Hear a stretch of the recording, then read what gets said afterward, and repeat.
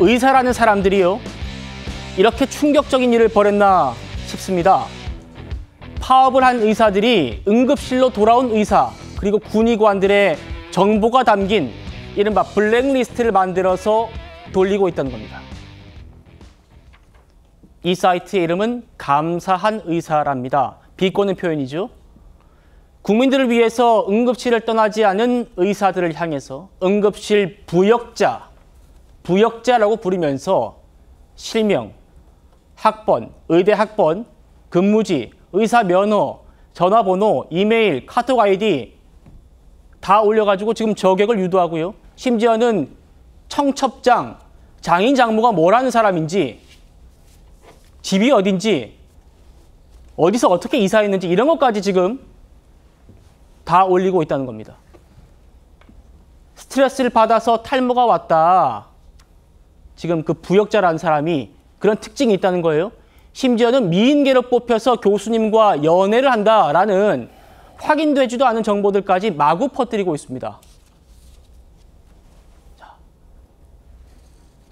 땡땡땡 선생님 감사합니다. 라면서 조롱하는가 하면, 자, 이 블랙리스트에서 빠질 기회 주겠습니다 라면서 심지어 협박성 메시지까지 보내기도 한다고 합니다. 설주환 변호사님. 네. 이런 정보는요, 일반인들을 만들 수 없습니다. 그러니까 의대라는 그 폐쇄적인 집단에 속한 사람들만 내 동료, 내 선후배들의 정보를 알 수 있잖아요. 네. 그렇기 때문에 그런 사람들이 만들었을 것이다. 그래서 의사들이 만들었을 것이다 라고 강하게 추정하고 있는 겁니다. 그러니까 이건 뭐 어떻게 알겠습니까? 뭐 가까이 있는 사람만 알 수 있는 정보잖아요. 그 내밀한 정보이고 어떤 헛소문이나 뜬소문, 그 안에서만 도는 소문들을 가지고 이것을 이렇게 공개적으로 올린다는 것이, 글쎄요, 지금 최근에 정부, 그다음에 여야 모두 지금 이 어떤 의대 정원 증원 문제와 관련해 가지고 이 의료 파업이라든지 이런 부분을 지금 어떻게든 지금 뭐 정치권에서는 해결하기 위해서 노력을 하고 있는데, 저는 일부 의사라고 생각합니다. 모든 의사들이 그렇지는 않을 거라 생각을 하고, 근데 일부 의사들의 어떤 이러한 모습들이 정말 이런 집단 이기주의가 어디까지 갈 수 있는 것인가, 이게 악마화하는 것이라고밖에 저는 생각되지 않아요. 네. 그러니까 오히려 정말 응급실에서 정말 힘겹게 지키고 계시는 분들이 계시는데 그분들의 어떤 노력이나 이런 것들을 저렇게 조롱조로 비아냥거리는 것이 과연 맞을까요? 저런 부분에까지 우리가 저런 분들한테까지 우리가 호소하면서 이걸 정상화해야 되는지, 의사들은 왜 본인들에 대해서는 본인들의 기득권을 지키기 위해서 저렇게까지 하는지, 지금 네.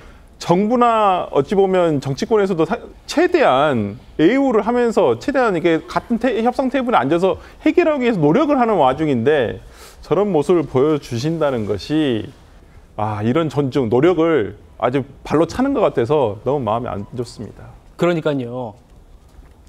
우리 국민들의 건강을 지키기 위해서, 그것도 중증 환자들 위한 응급실을 지키겠다고 돌아온 사람들 향해서 이런 짓을 하고 있습니다.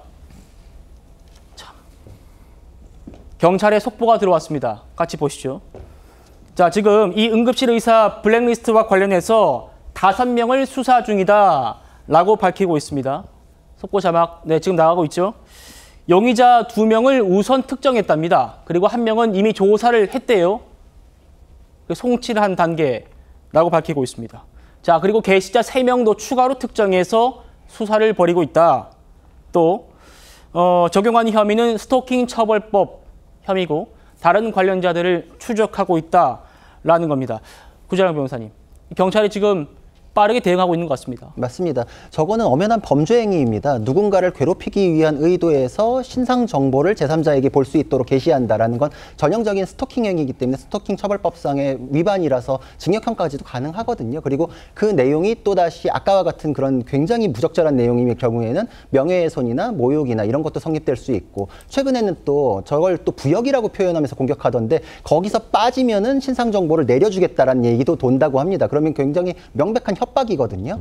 그러니까 이런 부분들에 대해서는 굉장히 혐의가 늘어날 수 있는 굉장히 부적절한 행위인데 이게 마치 노조에서 파업에 동참하지 않는 사람들한테 뭐 쇠구슬 쏘고 이런 식으로 물리력을 행사했던 거랑 거의 비슷한 맥락의 행위이기 때문에 굉장히 부적절하고 범죄에 해당하는 내용이다. 그리고 이렇게 해가지고 막는 것은 결국은 국민의 생명을 위협하는 행위이거든요. 네. 저도 정부에 대해서 쓴소리도 많이 했습니다만은 지금 이 문제는 정확히 절반씩이 정부와 의사들에게 있어요. 그럼에도 불구하고 정부에 많은 요구를 했던 거는 그래도 위험을 피해보고자 하는 마음에서 다들 그럴 거라고 생각을 하는데 정부에서 한 발 물러서면서 저렇게 대화를 하고자 노력하는 마당에 저렇게 집단 행동을 한다라는 거는 국민들께 더 외면받을 수밖에 없고 모든 책임이 의사 집단에게 돌아갈 수밖에 없는 상황이기 때문에 이런 부적절한 행동들은 다시는 하지 않았으면 합니다. 예.